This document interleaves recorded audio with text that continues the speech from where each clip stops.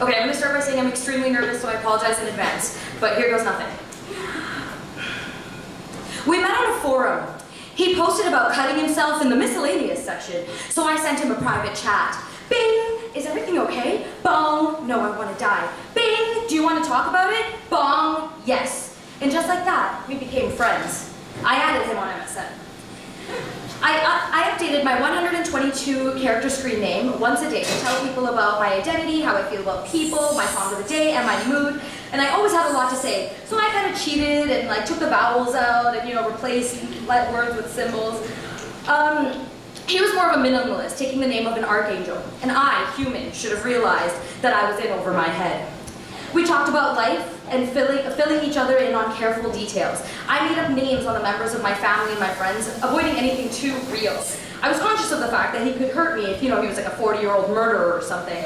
I didn't realize that he didn't have to be 40 or a murderer to hurt me. We talked every day. We talked about death and what happened after. He cut himself, he smoked, he took painkillers to fight his feelings, And he said that he wanted to take some rat poison. He was sure he would be fine falling from heaven. Over the next 2 years, there were a lot of 122 character screen names with missing vowels, codes to misinterpret, and symbols to overanalyze. Talking to him 6 hours a day became standard. I was his suicide support line. The more lines in the MSN chat, the further he was from his own failings and his own feelings. My words were the only things keeping him from death. My words are the only things that I really have left because I was too smart to collect scars. He wanted to know where I was, what I was doing, and who I was with. I was his, he said, and his alone, his to love and his to need and his to hang out with, his to hold as tightly as he could from 700 kilometers away. It was being impossible. It was beginning to become impossible to breathe.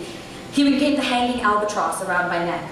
High-speed internet became the leash that kept me from going too far. High-speed internet became the thing that kept him from taking rat poison. He went from hurting himself to hurting me. His anger sliced into me. The entropy was the razor and I was the wrist. He would suck in my reassurances and blow off steam, leaving cigarette burns on my body. The fact that I didn't love him was a hard pill to swallow. So he told me to take all the pills that I could, and so I could get it down, So that we could die together like Romeo and Juliet, pills and poison, a long history of miscommunication leading to misery. He said he would take rat poison, rat that he was, keeping a 13-year-old sitting by an open trap, offering treats before he snapped. But he loved me.